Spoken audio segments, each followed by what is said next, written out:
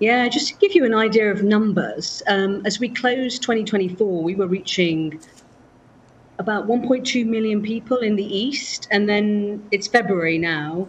And because Goma was taken in around the 25th of January, and then Bukavu in South Kivu, the second largest capital in the province, we've actually only been able to reach less than half of what our target is on a monthly basis, and that's because of the security situation.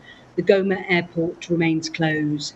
So access in order to get supplies in is tough. You mentioned there has been severe looting, and these are commodities, assistance, nutrition assistance, maize, corn flour, rice, oil, salt. This is all meant for people who are already what we categorize as vulnerable, and vulnerable families who've been displaced multiply, not once, not twice, but 3 times over this crisis, which has lasted, for more than 30 years, but has severely escalated in the last 2 months.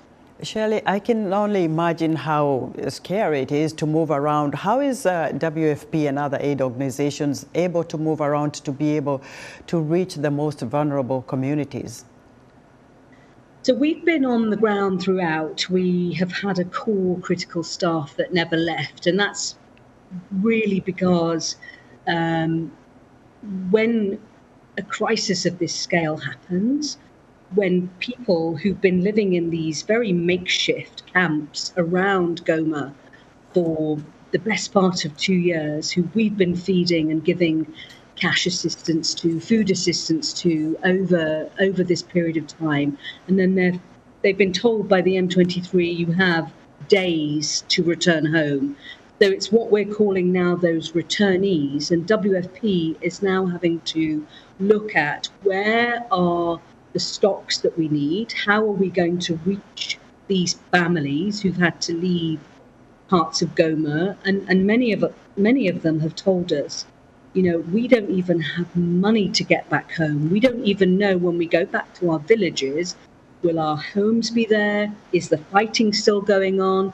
Will our land still be there? So this is traumatic for so many families that have lived through so much. So what the World Food Programme is doing is, along with other agencies, along with other